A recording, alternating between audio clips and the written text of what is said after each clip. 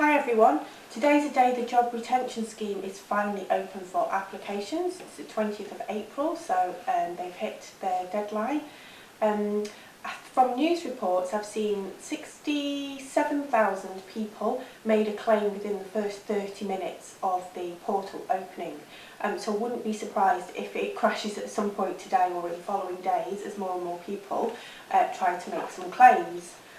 Now, for those of you with staff, or if you furloughed yourself, or if you've got tenants on furlough and haven't yet been paid, this is maybe some light at the end of the tunnel, that they will get some money soon and be able to pay you any rent that they've missed up until this point. Now, when the crisis initially hit, I did suggest in a previous video to review your own personal and property investment positions. So to look at what would the worst case be if all of your tenants stopped paying rent tomorrow. Now, hopefully that hasn't happened. I know for us we have been impacted in various different ways, but nowhere near as much as I initially feared at that time a few weeks ago.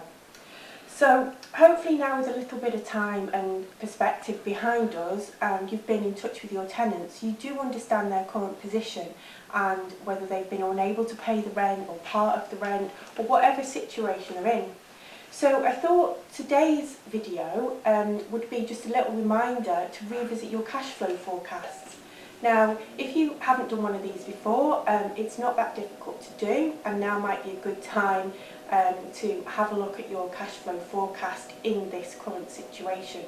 So you don't need any fancy software. You can literally start with pen and paper and progress to Excel.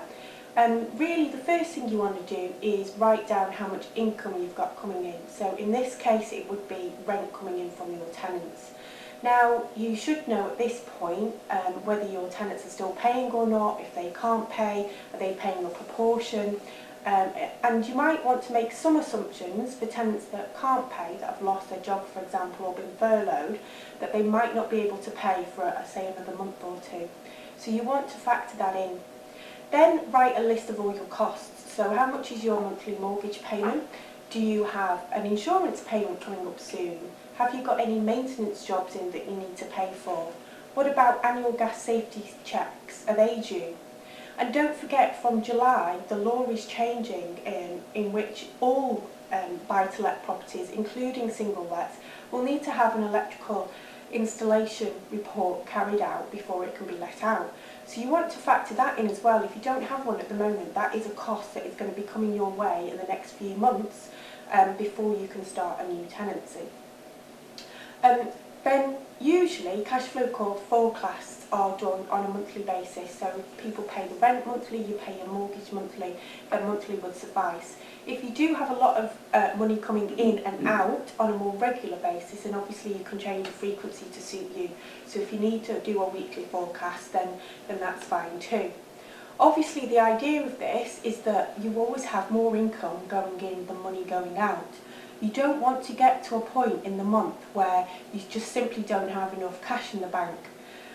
So if this is the case and you're forecasting you are going to have a bit of a shortfall, then now's the time to plan how you're going to prepare for that. You don't want an unarranged overdraft situation.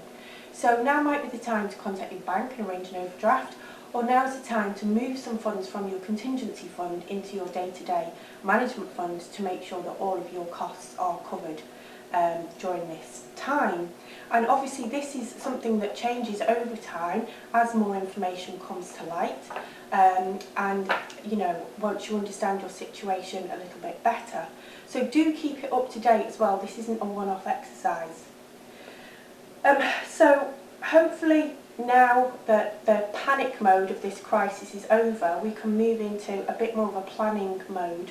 Now, even if restrictions are lifted sooner rather than later, and that's still up for debate at this stage, don't forget though the financial impacts, particularly on your tenants who have lost a job and are struggling to pay the rent, are going to be much more far-reaching and long-lasting.